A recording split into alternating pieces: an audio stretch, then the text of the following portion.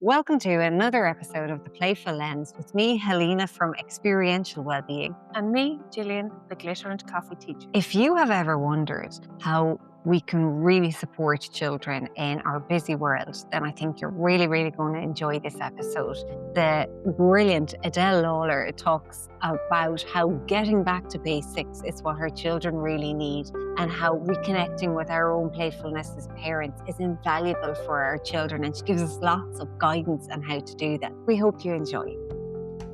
On this episode of the Playful Lens, we are so delighted to welcome Edel Lawlor. Edel, you are very welcome to the Playful Lens, and thank you for taking time to speak to us. Thank you so much for the invite. I was very excited when you reached out. So yeah, it's great to be here with you this evening. Well, it's lovely to chat to you. Would you like to introduce yourself for our listeners? Yeah, sure. So my name is Edel Lawlor, and I have been working with children for probably God, since 1996. I don't know how long ago is it, but it's a long time. I worked in a women's refuge for 10 years, and I did my training in early years and in social care. I suppose what I discovered is that I was always waiting for children to talk about their experiences. To talk about what they had experienced. But children weren't talking. But I started to notice something really amazing in the playroom was play themes. And of course, as you do, you go online and you Google, right? Play, trauma, domestic violence, putting all these words in.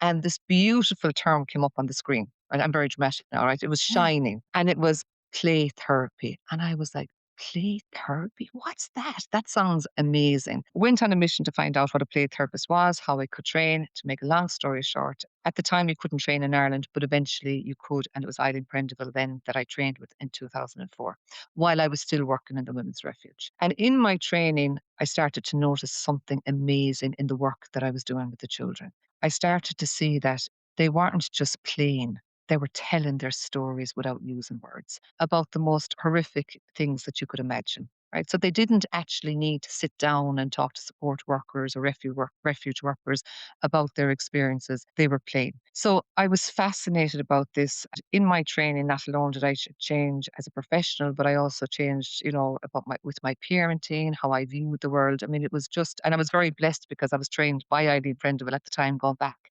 Um, like it was fascinating. It really was because I couldn't understand how there wasn't a module in the other trainings that I had done around play. I mean, we'd learned around, I suppose, developmental play, but not around the therapeutic use of play and how children tell their stories. I left the refuge then and I set up my own private practice in 2006, 2005, 2006. And I had a centre here now in Kerry.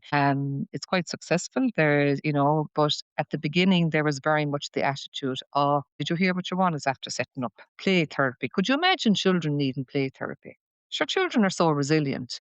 He was standing, in the graveyard. His mom had died, and he was, humming, and he didn't even shed a tear. He was playing at the funeral. So there was very much this attitude: if children experience something, and if they were playing, that means that they weren't impacted. But of course, what we know is that that's how they actually manage the situation. So for me, I was up against it really in a way is that, people didn't believe that play therapy was a benefit to children. But now, I mean, I can't even pick up my phone because the amount of calls that are coming through. So there's a huge respect for play therapy in this country. And I think we actually are quite standing out there when it comes to what we do worldwide in play therapy. I think we're great advocates for play therapy. So I suppose that's kind of my journey of coming, as a social care practitioner in a women's refuge to setting up my own practice as a play therapist. Yeah, that's you've been working as a play therapist for a long time, well, it's over 20 Sure have. years. Have you noticed a change in children's play across those 20 years, just from your own perspective, working in the therapy room? Absolutely. I suppose going back when I first set up, I would have seen children as quite playful, quite confident coming into the playroom, quite excited about the toys and the amount of toys and, who bought me that and did my mom buy me this for Christmas and how long was I safe? So, these a real curiosity and excitement, and a very, I suppose, what I would notice even on the first and second session, children were, really kind of getting in there and engaging straight away. Well, what I have seen over the years, particularly I think we'll say from 2010, I started to see a drop, like a pause. this place is weird. Why do you have so many toys? And I don't think it was the fact that it was, it was more so about, I don't know what to do in this room. And it doesn't mean they didn't have toys, but what I would guess, and it's not even guessing, I mean, look, we can see research on it now, is that while the screen increase started, at the screen takeover, we'll say 2010, is that 100% the decline in play habits, right? And obviously, parents became busier. Do you know, I mean, we're a busier society now. So I did start to see even, children would naturally pick up a sword and, the foam swords, and they'd say, do you want to have a battle? Where now they were picking them up and they were laughing, what are these for? But what can you do with these? And I said, well, it's for a safe sword fight. You could use your imagination. And, so even like pirates or warriors, they weren't, becoming excited about getting into their imagination. So that's what I started to notice in the early years, and I'm still seeing it. I'm still seeing it. Or kids will come in and they'll say, can we go on your phone? Do you have an Xbox? Not all children, obviously, but a lot of children. So while we are like, in a world where we know so much about anxiety, we have so many worry books, worry stones, worry flags, worry teddies, you know, I mean, I wonder, have we overdone the whole worry thing, right? But yet, like, there's a tsunami of anxiety. So what is happening? So I wonder, I'm curious, is it about this whole increase in screen? We're busier, there's not that freedom anymore where, going away out, lads, and play. It's like, who are they going to play with? Who's outside? Who are our neighbors? Well, they Yeah. can't cross the road because it's too dangerous. They can't go up the woods on their own. So again, we will remember, you went out on a Saturday morning, you did a bit of housework, you went off, and your parents would looking for you. They probably found your bike first, Yeah. and then you were inside in the woods or inside in the field. Kids are not doing that anymore. Do you know? And even I notice when they do pick up the sword, I'm noticing even a difference in their body. They're not as free anymore. They're not embodying that pirate. They're not embodying that warrior. They're a little bit stuck in it. They're a little bit stuck in it. And I suppose that's the wonderful things about play therapy, is that we can mirror that confidence, that where children will actually start to loosen their bodies in the room, or they might make sounds, or they might turn, they might use the voice of a pirate or a warrior, or we do start to see a change. And the other thing is that what we would have said, and Helena, we were talking about this before, is that our generation, our parents, our grandparents, if we had a problem, will you go out and play, lads? Go on way out, cop on, go out and play. Where now some kids don't have that opportunity to go out and play. We're bringing them on play dates. We're bringing them to, while that's all very positive, Mhm. but the freedom of it is gone. Do Yeah. the freedom of it is gone, and we're trying harder now, us play people worldwide. We're really, really trying our best to, let parents know play is so important. Parents will ring me up sometimes, and while going back in 2006, 2007, 2008, it was like, God, there's no need for children to have play therapy. Now parents are ringing, with, I think my child needs therapy. We've had a bereavement. I'm really, really sad, and my child is really, really sad. And that is part of bereavement. It's part of grief. So sometimes parents need a little bit of reassurance, and instinctively they know that, but they look sometimes to professionals. And what we want to do is we want to bring it back to them. Mom knows best, dad Yeah. knows best. And of course, there's times where they do need to go and see a play therapist, but sometimes they don't, and Right. parents have said, well, what can I do at home, Edel? You know, play, Play. even if it's just sitting on the couch and, you don't have the energy to do anything else because you're going through your own grief, sitting on the couch, and it's okay. They're playing Lego, and just witness, you're having a cup of tea and you might sit down, and, you know, that's going to be a huge benefit. Well, That's that's so going to be a huge benefit. reassuring, isn't it? Yeah, it As a is. parent, it's like, because as you say, having the energy to play sometimes can take an Mm. awful lot, but just to be reassured that actually just having your cup of tea and enjoying them almost. And just a little bit of witnessing, Yeah, just a little bit of witnessing. And I think when parents hear that, it's like, okay, so I don't actually have to play a board game. Absolutely not. There's no point sitting down playing a board game if you're not in tune, and you've disappeared through your grief at times. Is that, yeah, it's that little bit of witnessing. It's going to the park, it's going to the woods, and it's just being present. And I think parents, they need to hear this. They need to hear this. Well, of course, children, do need to go into play therapy if the parents, that there's other issues with it. But sometimes it's not about going to a play therapist. It's just trust in your own instinct. Yeah, yeah. Just trust in your own instinct. And we had Dr. Joanna Fortune on recently as well. And I think one of the misconceptions, certainly with parenting, is that it has to be a big setup, like you say, down maybe a Mm. board game or something. But Joanna Fortune said it's actually those really small pockets of play. It could be a bit of silliness while you're cooking the dinner, or, just that little dance in the car when you have the music on. So it's those small pockets of play. So that's really reassuring as well for parents that it doesn't have to be a big elaborate setup. You don't have the energy for that if you're going through something yourself. So it's those pockets of play and they can be really, really meaningful throughout the day.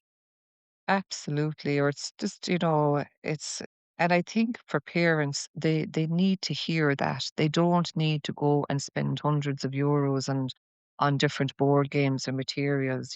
It's just about, it's relational. Yeah.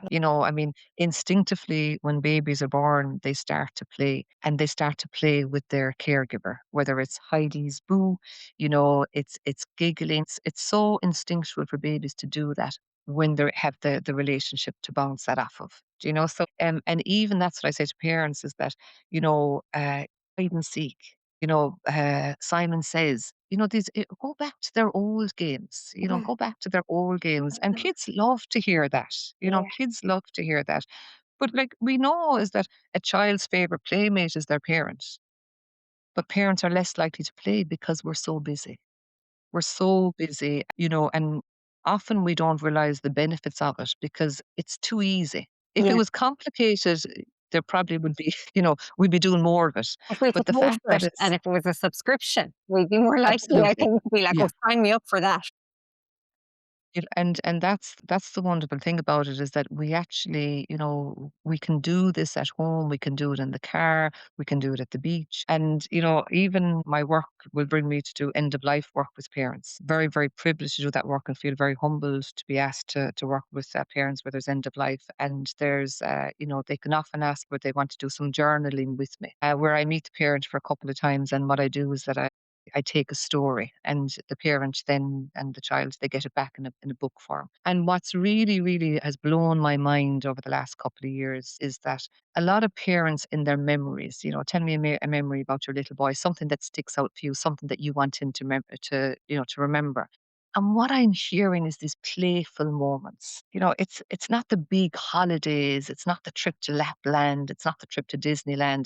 It's the day we went camping and it was raining and the tent fell down. Yeah. It was the day that we went to the beach and we were to have a picnic, but we had to get up and leave because there were so many flies. It's the day that we dressed up for Christmas or, so like I'm hearing these beautiful, beautiful pockets of simplicity, you Yeah. know, and it's playful, and what do you kind of, hope for, to continue, and it's like the Friday night movies, it's, play with your friends. Like, it's so interesting to hear a parent that, doesn't have this training that we have had. But of course, they know instinctively what their children need. Yeah. They know instinctively that these memories are core memories of play. Yeah. So if I'm hearing this and I'm kind of, wow, like this is amazing, isn't that again another message for us? It's back to basics. It's the adventure, it's the picnic, it's playfulness at home. And that's the part really, I suppose, for me is that, I want to let parents know is that, you have what it takes to play yourself as well. Yeah. But sometimes parents are exhausted. And at that time, it's okay to go, I can't do this, but I can sit down, I can have a cup of tea and I can witness. Yeah. And I think that's really important. And I'm going to go back to Adele, what you said earlier, where you were talking about like the decline in play and how, you even notice children are moving differently. Mm. I'm going to ask you, is it enough? Is it actually just that simple that we need to just let children play more? Is that a remedy for what we're seeing now? 100%. As Gary Landreth would say, birds fly, fish swim, children play. And I do think that it's, parents, doing what they can to simplify it, and I do believe getting back to playfulness and, realizing that that is so beneficial for children. Yeah. Moms and dads going to the beach, and you find stones or you find rocks, and it's using your imagination. If you go to any beach in Ireland during the summer and you sit down, kids that have had all these toys at home, what are they playing with? They're playing with two or three rocks in the sand with a Yeah. couple of shells. Yeah. They know what to do. Yeah. They know what to do when they And have their loved ones around them and I'm going to ask you, but is it too mm, late? Have I missed the boat? If my child is 10 and sugar, like we totally neglected play because I thought the screens were the best thing for them. I thought that having them saying their alphabet when they were 4 was the best thing for them. Have I messed this up, Adele? What would you say to me then? absolutely not. Like, no, definitely not. And it's really interesting because we see this with teenagers that come into therapy, right? We see this while they come in and they're like, oh my God, I can't believe I'm inside in this room. It's full of toys, and you can see they're quite kind of maybe rigid in the way they present themselves, and after a few sessions, then they're playing a snowball fight and the laughing and the giggling. And Yeah. when we support parents then of teenagers as well, they're like, well, what can I do? Try and bring in some playfulness into the family, right? Now, you could be told as well, like, oh my God, you're so weird. But there is something that teenagers like that. They like when their mom is laughing or their dad is laughing. They like that bit of crack. It's definitely not too late. But I do think, that we need to look at this, even down to the early years preschool. Mm. It was called play school. Play school was play school. Yeah. Right?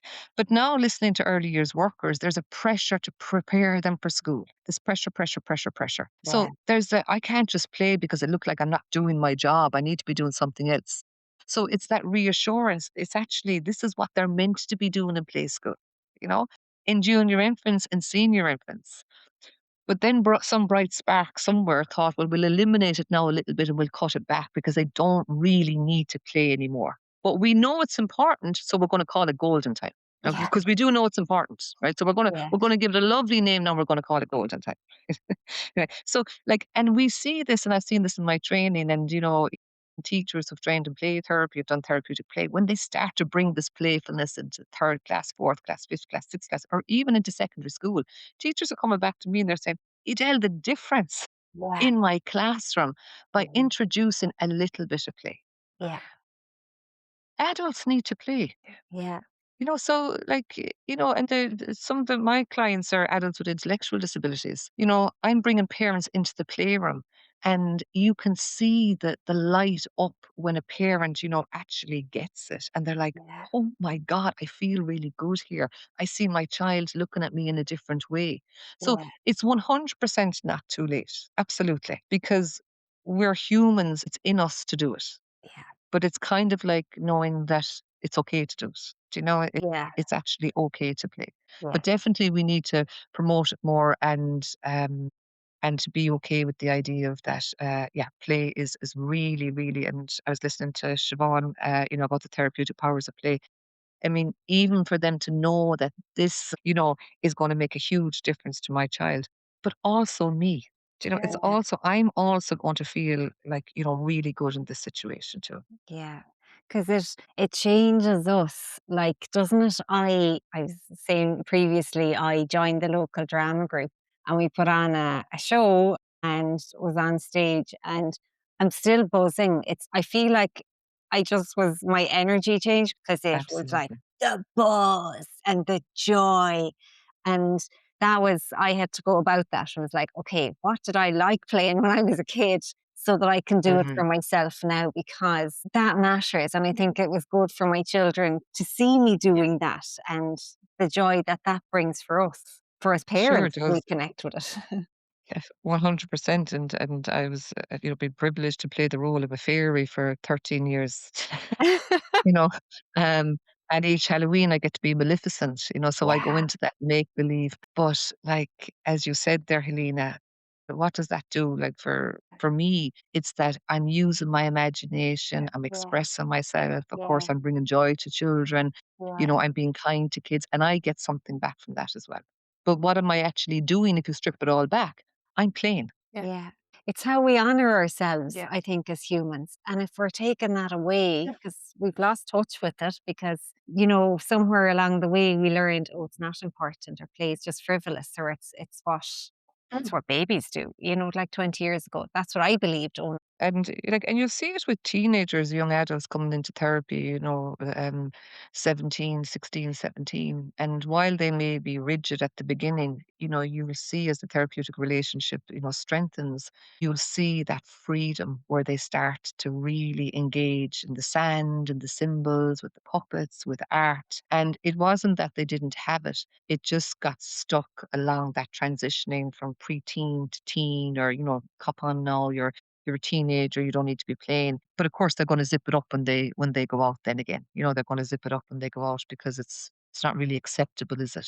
For certain ages, is that you have to kind of show a bit more responsibility or a bit more maturity. so are they actually benefiting from it, Adele, if they're zipping it up and pushing it away? Help us understand that. Absolutely, they are. So particularly, I suppose, when you're looking at trauma, for teenagers to come in, and if they're just talking about their experiences, we know that they're just keeping it in a cognitive space, right? They're telling the story cognitively from the top of the hedge, as I say, right?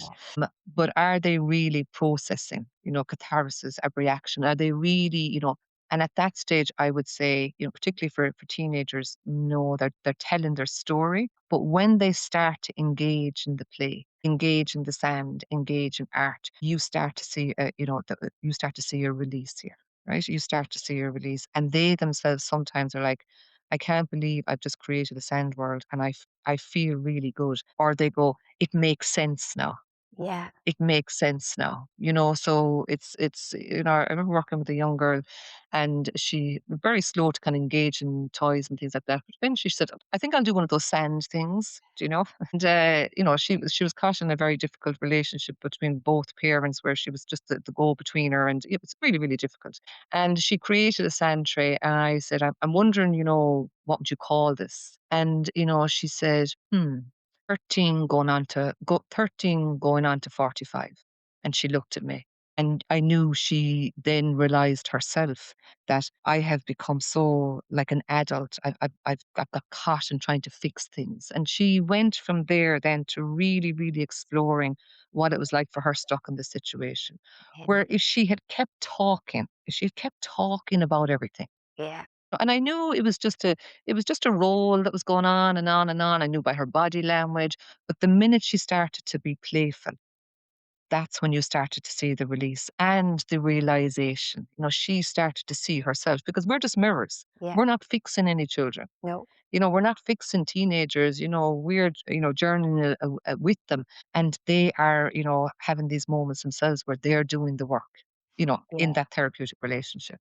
That's really tapping into the subconscious and making it conscious. It's bringing it up. And I remember Yeah. working with a girl once, and again, the sand tray, and she put it so Right. beautifully. She was like, it just made me realize stuff I already know. And I was like, that's exactly what it That's does. That's what yeah. play does for us, doesn't it? When we need to use it to process something, it will. And I see it even with adults with intellectual disabilities. The adults are coming into me, and what we're seeing now is services are realizing that actually play therapy is of huge benefit to adults who are autistic, Down syndrome. And what they're doing in the play is mind blowing. And you're just thinking, wow, like, Yeah, they still have it at that age. yeah, They still have it, but it's providing the opportunity. yeah, It's providing the opportunity. And of course, we need to be playful. Like I just think that it's something that social care practitioners, social workers, psychologists, anybody working with children, teachers, SNAs, there's a module on play, therapeutic play, that they 100% really should engage with, because they'll automatically get the benefits, because they'll see the change. Yeah. And play is a form of communication. Like some mm, children, young adults, adults with disabilities, they may not have the language or the emotional literacy to explain, this is mm. how I feel and this is what I want to do. So play is how they communicate and play is how they process that without using the language. Yeah, that's exactly what they do, and we see it as play therapists in the room, and there's nothing more beautiful when a child, often they'll say, "Well, I don't think I need you anymore, Edel, so I'm not going to bother coming next week." Or you might have heard the parents say, he'll come to, he'll never leave you, Eden. And I said, oh, he will. Yeah. He will. And sometimes what we see is that, and I'm sure that the therapists do the same. Sometimes, a couple of the last sessions that we do, it's like they summarize it all up and they'll give it to you in one play therapy session. It's one session that I'm thinking of. It's very, very powerful, and that there's so many that I could recall, but this one is quite interesting because it really kind of sums up the whole play experience and, well, how do they express themselves and how are they telling their story in it. But this child had been harmed, I'm not going to go into too much detail, and he had been referred to play therapy, and he processed, he went through everything, he sang, and very, very articulate, very playful, like a wonderful little guy to work with. So it was our very, very last session anyway, and he came in, he said, I want to have a snowball fight today, Edel.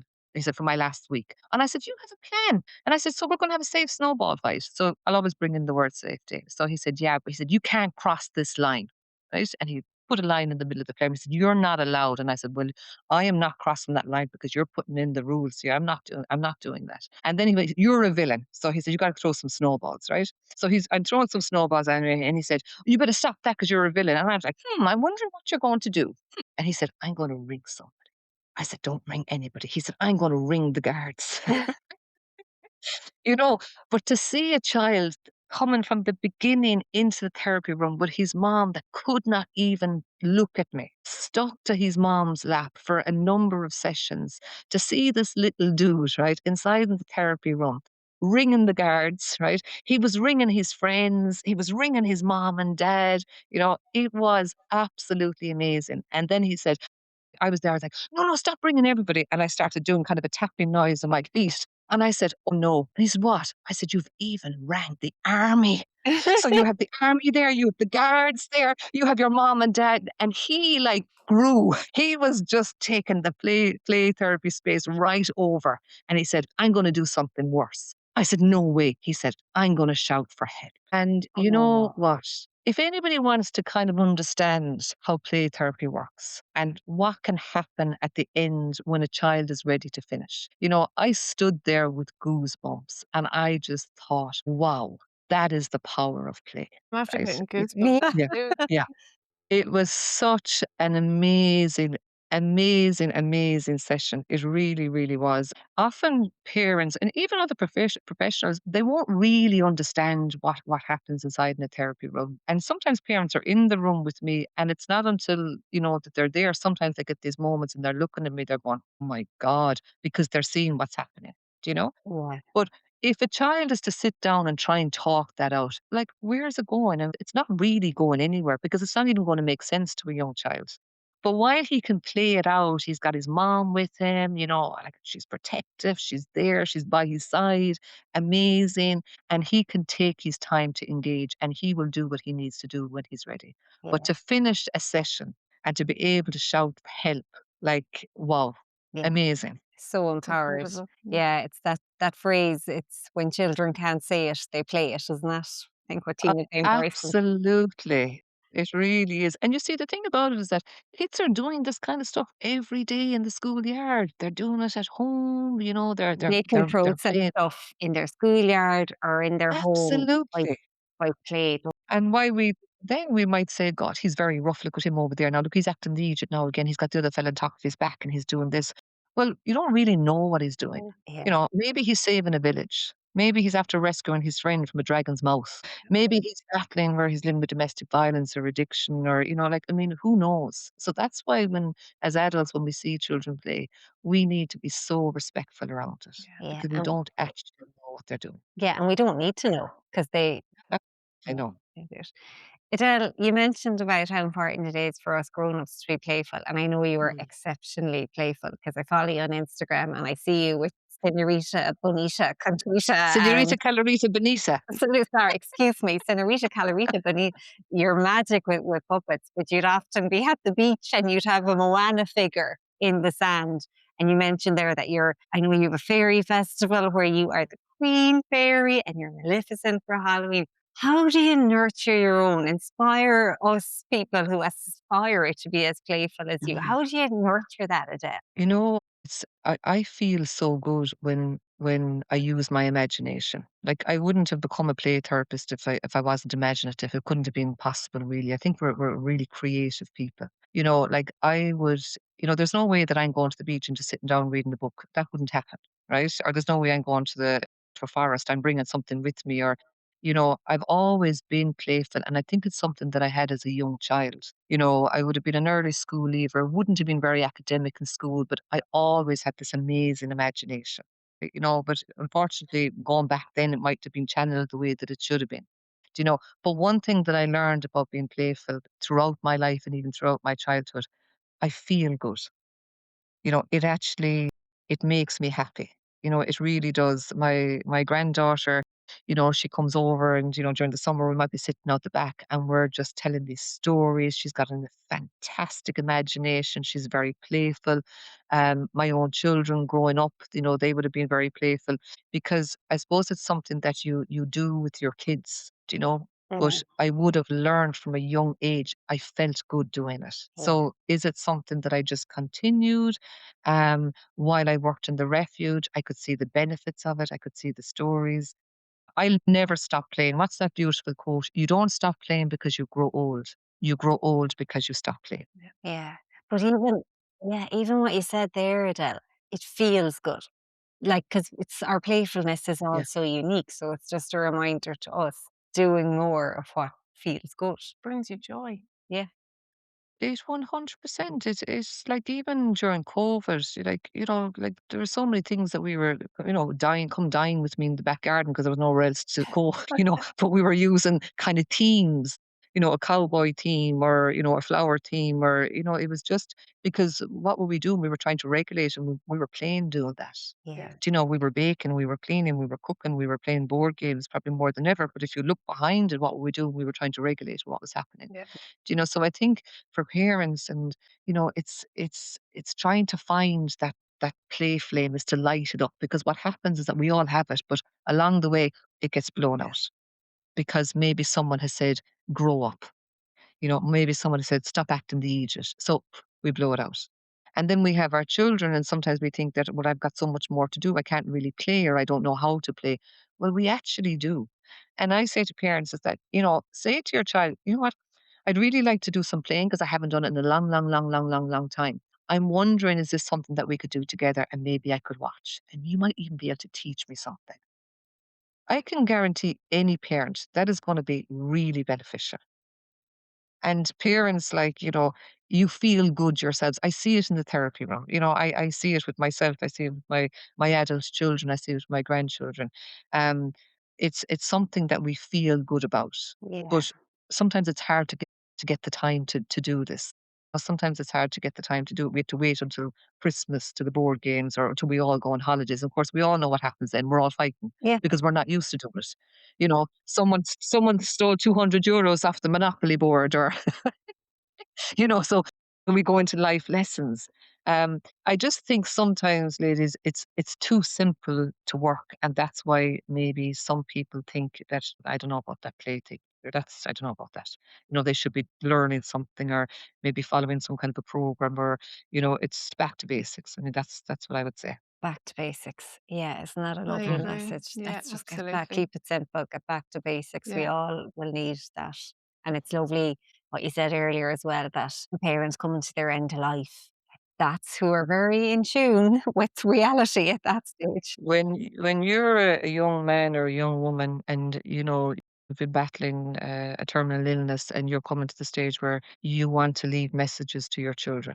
If your messages are about playing, does that not tell us something? Yeah, yeah, I mean, like that's and I'm very humble and as I said, that very privileged to do this work that a parent will trust me and sit down and to hear these amazing stories. But what I'm hearing, and it's a pattern that I've seen over the last few years, is that I'm hearing these amazing stories about playing. yeah, And the memories are when something went wrong camping or in the back garden or, in the house or like something kind of funny, but it was based around playing. yeah, It's based around, and what do you want to, what would you like to see them continue to do? Play. yeah, Like, yeah, play. Have your movie night on a Saturday night, make sure you all snuggle up, get to the park, get to the beach. But bring it all back. What are they saying? Play, play. Yeah. Because that's your instinctual piece as a mother or a father coming to end of life that you want your children to do Yeah. because they know it makes them happy and they know it's core memory stuff. Yeah, it's where the joy is. And I think that phrase of a whole I've turned enjoy yourself on its head for myself recently because I always took it as go out and go off and enjoy yourself. Whereas now I'm Mm. like, no, it's get a kick out of yourself as a human. Get a kick out of the quirks and the weirdness that is you. Like my husband, because I knew we were doing this podcast this evening and we've been emailing back and forth. I was chatting away to myself, Adele, having my conversation with you. My husband was watching out the window going, nothing, going, oh my God. Selena. I laugh at that now because I suppose I've reconnected with my playfulness. I get a kick out of it. And my children see me laughing at myself. But, years ago, I would have been mortified at that. Or I'd have been like, oh my gosh, what's wrong with me?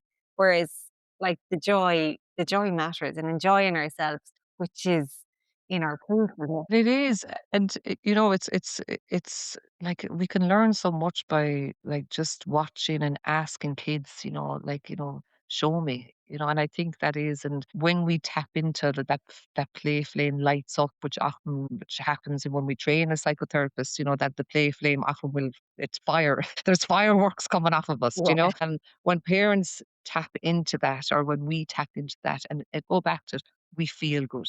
And like that's the kind of the foundation really that we want to be sharing, with teachers, in schools, with principals, is that there is a feel good factor. Therefore, we're going to be learning better, children who can use their imagination do better academically, amazing.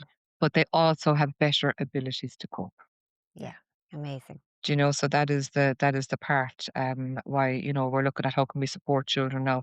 In the school setting, we're seeing so many difficulties amongst kids, and teachers are overwhelmed, which they are, Yeah. because they're like, how am I going to support this child and this child? And sometimes in the classroom you may have a child where a parent has got cancer. There might have a child there's been a bereavement. There might be a child with trauma, addiction, child sexual abuse. So teachers are trying to kind of hold this space together, right? And often they'll say to me, "Oh God, what can I do?" No. Well, the first thing you're going to do is that you're going to go in and tell them that you actually are so excited to be their teacher for a year and that you're so lucky. And the next thing you're going to start doing is you're going to start bringing imagination into the classroom each day, and movement, Mhm. even if they're in sixth class, Yeah. even if they're in secondary school. And teachers will say, actually, Dad, I'm really enjoying it. I'm really loving this. And I love when students come on. I teach therapeutic play skills for CTC. I love when teachers come on, or social care practitioners, and you see them at the start of the course and you see them at the end of the course, and they're so excited because they start seeing this difference with the kids that they're working with, or young teenagers as well. Yeah. Yeah, and I have Mm. seen that with my sixth classes. No, it is you kind of you see them and like you say at the start of the year they're a bit too you doing? Yeah. You're not doing that, Miss Corbally, no. Yeah, And then at the yeah. end of the year and they're, like, come on, can we do it one more time? Just one more time before we have to leave. It is wonderful. Like you said at the start, it's relational. Like it just, Oh, and I 100%. will Yeah. shout at it as the hill I will stand on. It is your classroom management. If Mhm. you have that playfulness and that relationship, that's how your classroom works and that's the atmosphere you And you'll create. hear that. I mean, I'll hear it in the therapy room. I'll hear about the teacher who goes over and beyond. And what does that look like? That's the teacher who's been silly. That's the teacher who's bringing in the guitar. That's the teacher that's maybe doing extra art or extra PE. I'll hear that. And I'll hear these teachers repeat it over and over the years, right? I'll know straight away who they're talking about by some of the playfulness that they have. And you can automatically, and parents will say to me, Edel, the difference with this teacher, because they're bringing in more play, they're more in tuned, and it has massive benefits. Mhm. And obviously, I hear the other side as well. So it's just something that I would, and teachers get it once they start. And you were saying that you see the difference in your students once they start to realize, okay, this is something that I can actually do. Yeah. I can be a little bit funny, right? I can maybe I might make a puppet and bring it in. Yeah. Maybe when we might do some drama inside in the classroom, but down to like I need to tell the kids that I'm teaching, I am happy to be your teacher this year. Now, while that sounds really simple, I remember one teacher saying to me, Adele, if I went in now and said that, they'd all start roaring laughing. I said, just try it. Do you know? And like, she said like that they kind of were there like, shocked. Now, while she said, I'm happy to have this class, but she said, I never actually told them. Yeah.